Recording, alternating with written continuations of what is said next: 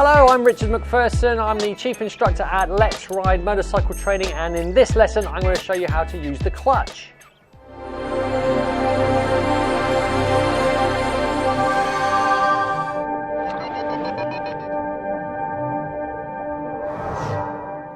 Okay, so how does the clutch work? Well, in a sort of simplified view of it, it's not quite as simple as this.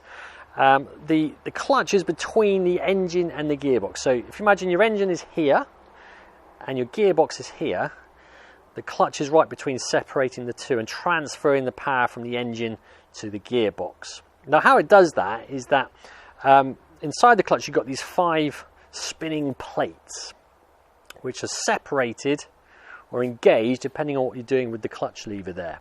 Now one side of the clutch, so this side, imagine, is connected directly to the engine, and then this side is connected directly to the gearbox.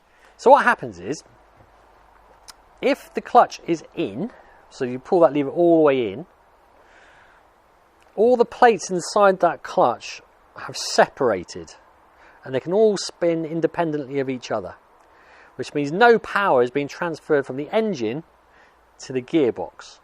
Therefore you don't go anywhere. Doesn't matter what you're doing with the throttle, doesn't matter how fast the engine is spinning up, because that lever is in, all those plates are separate, no energy is being transferred through the system, through the gearbox, and therefore to the back wheel, and off we go. So what we do is, once the bike's in gear, we let the clutch out a little bit, and those plates just start to bind a little bit. So they're still spinning independently, but there's a bit of friction now, which means a bit of power is being transferred through the engine to the gearbox and the back wheel.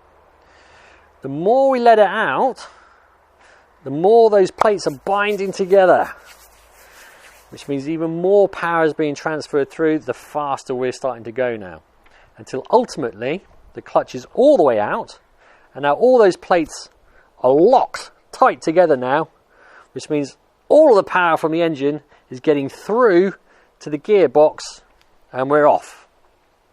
So there's various different positions on this clutch, and you can really utilize this when you're pulling away or just want to move slowly. So if I want to ride at walking pace, I can have the clutch out a little bit just to transfer a bit of power through, but the plates are still spinning independently, but there's a bit of friction. This is what we call slipping the clutch, because you're slipping the clutch plates.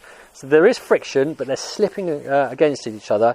So they are transferring a bit of power, but not all of it. It's a good way of controlling the speed of the bike. And what you'll find is, if you have the clutch out a little bit, it doesn't matter what you're doing with the throttle, that clutch regulates that power. It's very clever stuff. If I want to go a little bit quicker, I let the clutch out a little bit more, and I go a bit more power transferred, and I go a little bit quicker, so on and so forth. So where else would we use the clutch? Well, we want to have the clutch in before we stop, because if the clutch is out, the engine is linked to the back wheel via the gearbox, and if the back wheel stopped, it means it's going to stop the engine as well, so it stalls it. So before we stop, we want to be bringing the clutch in to stop that from happening. The other time we want to use the clutch is when we're changing gear, because that engine needs to be disengaged from the gearbox to allow us to change gear. I mean, it is possible to change gear without the clutch in, but it doesn't do the gearbox much good at all. It makes a horrible banging noise and all sorts of damage can occur. So the clutch does need to be used when you're changing gear as well. Okay, so how do we use the clutch when we're changing gear? Well, the first thing to do is make sure the throttle is off. So power the bike down first, pull the clutch in, then change into the gear that you want, and then clutch out smoothly. Not dump it, nice and smoothly. Now what do we do with the throttle after we change gear? Well, it does depend on what you're doing, whether you're speeding up or slowing down. So if you're speeding up, the procedure would be throttle off, clutch in, change gear, throttle on a little bit, because we just want to bring the engine speed up a bit to catch up with the back wheel, and then clutch out smoothly. If you leave the throttle off and let the clutch out, the bike can just lurch forward a little bit before you get the throttle back on again. It's just a bit messy.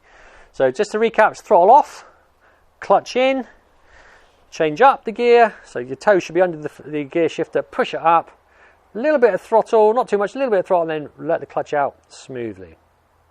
With downshifting though, we just keep the throttle off because we're slowing down. Okay, so be throttle off, clutch in, push down, clutch out smoothly. And if we're still slowing down, listen to the engine. As soon as it's getting below 3,000, same again, clutch in, push down on the gear shifter, clutch out smoothly. Okay, now what you don't want to do is downshift too early because it can actually over rev the engine. So just be a little bit careful when you time the downshift. If the bike is already at 9,000 revs in fifth gear, if I knock it down to fourth, there's a good chance when you let the clutch out, then it's going to over rev the engine, goes into the red zone. So be careful. Make sure the revs are dipped sufficiently to engage the next gear down. One of the problems I see people do is, let's say they're doing about 20-30 miles per hour and they decide to clutch in and bang it down into first gear, click, click, click, click, all into first, let the clutch out, and that's way too fast for first gear. So the engine just shoots over to the red zone. It can really damage the engine. Not to mention it can lock up the back wheel as well and you can lose control of the bike. So just be careful when you downshift. If you're going up a steep hill, let's say you're in fifth gear going up a steep hill and you feel the engine just bogging down, and let's say it's around about 6,000 revs, then you could maybe go a couple of gears. So you just clutch it in, so throttle off, clutch in, click, click down twice, throttle on a little bit, clutch out smoothly, and that will bring in that torque we talked about earlier, and we can get up that hill there. Now one thing to just be a little bit careful when you're changing gear on a motorcycle is where you put your foot after you've changed gear. So imagine that is the gear shifter.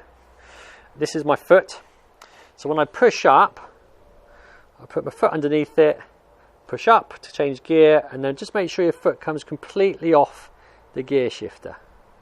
If you push up and don't come off it completely, it doesn't allow the gears to reset inside the gearbox and it won't go up anymore. Same as if you're going down. If you push down, don't come off it completely, it will lock into gear. So each time you change gear, push down, release. Push down, release, or up, release, up, release. Don't do that, or don't do that.